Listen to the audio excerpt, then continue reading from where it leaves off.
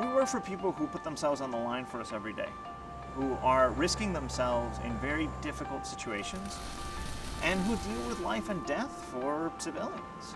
And so it's our little way of making a contribution to those very difficult jobs. I'm Francisco Aguilar. I'm CEO of Bounce Imaging, and we make advanced 360-degree cameras for first responders. So initially we were looking at the Haiti earthquake and why it took so much time to get advanced search technology into a disaster area. And we were looking for ways to make that cheaper, faster, easier. It turns out that while earthquakes happen a couple times a year, police, soldiers, Marines are going into dangerous environments every single day. And so that's where we gravitated as we got input from the field.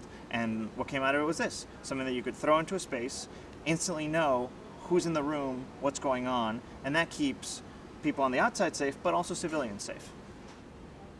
So I think one of the most important things about being an entrepreneur is being incredibly naive. We thought this was going to be so much easier than it turned out being. We had to develop a whole new way of stitching together images because traditional methods were just slow and inefficient. So we thought we could just slap something together in a couple of months and have something working. And it took years of development to develop totally new technologies to make it work.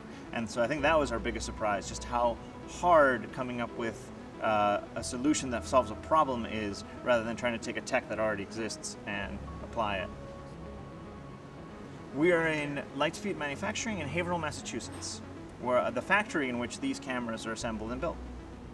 We're here because first it was close to Harvard and MIT where we started, but two, because this company and this region are open to helping startups with clever ideas go from a concept to something that can be produced at scale. And so it's just a region that really is open to innovation and really excited about helping young entrepreneurs make things that change the world.